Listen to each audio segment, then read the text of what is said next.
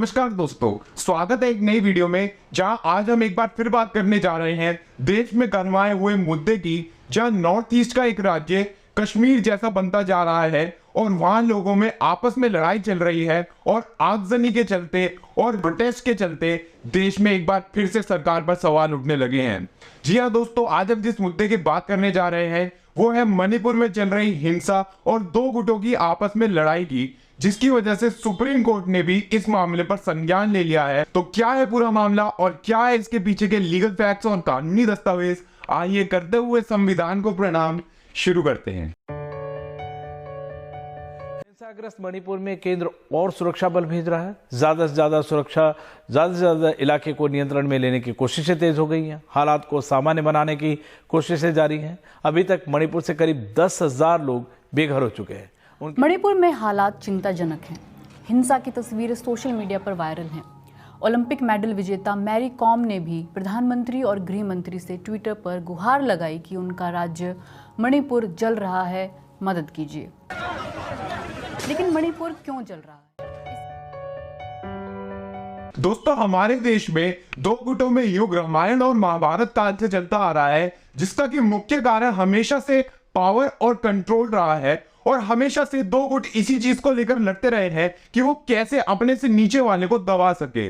ऐसा ही अंग्रेजों ने भी भारत पर कब्जा किया था, तो उनकी सोच यही थी कि वो कैसे सोने की चिड़िया को लूट सके और उस पर अपना कंट्रोल काबिज कर सके। कुछ ऐसा ही मणिपुर में चल रहा है, जहां की दो समुदाय के लोग मेती और कुकी ट्राइब आपस में लड़ रहे हैं, जिसका कारण भी वर्चस्व और ताकत की लड़ाई है और उसी की वजह से मणिपुर आज आग में जल रहा है और वहां पे लगभग 9,000 लोगों को अपना घर तक छोड़ना पड़ गया है।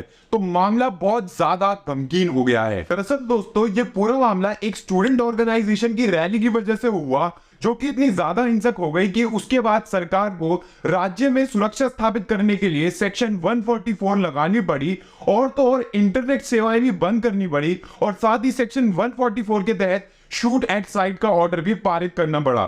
साथ ही सरकार ने राज्य में स्थिति काबू करने के लिए आर्मी को भी रातों रात मणिपुर में उतार दिया।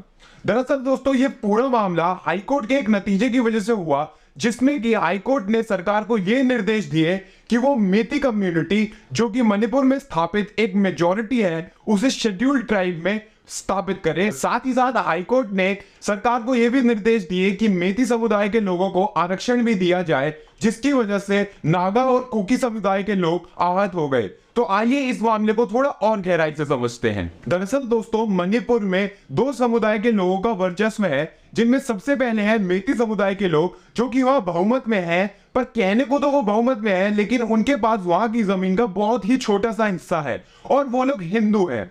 दूसरे हैं नागा और कुकी समुदाय के लोग, जो वैसे तो अल्पसंख्यक है लेकिन उनके पास मणिपुर की जमीन का बहुत बड़ा हिस्सा है और वो मुख्य तौर पर ईसाई हैं।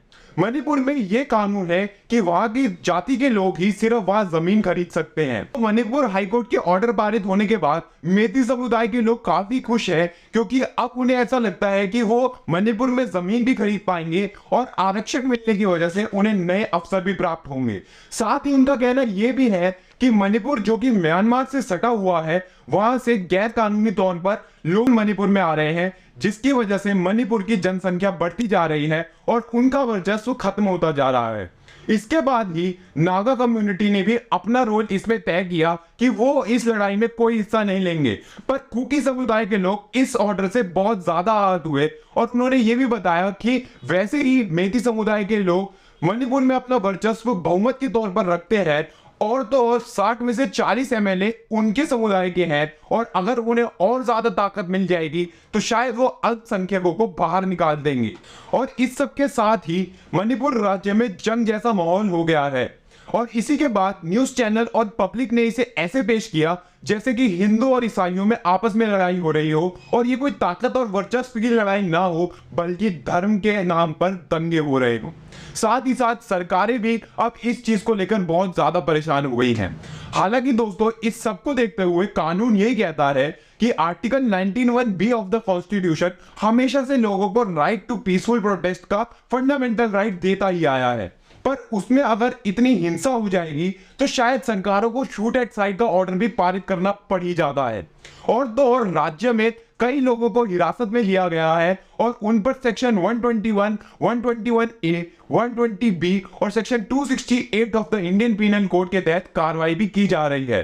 साथ ही साथ सुप्रीम कोर्ट में भी इस मामले का संज्ञान लिया जा चुका है और इस पर सुप्रीम कोर्ट भी अब अपना फैसला सुनाने वाली है। तो अंत में आपकी क्या राय है इस पूरे मामले पर? अपनी राय जरूर कमेंट बॉक्स में बताइए।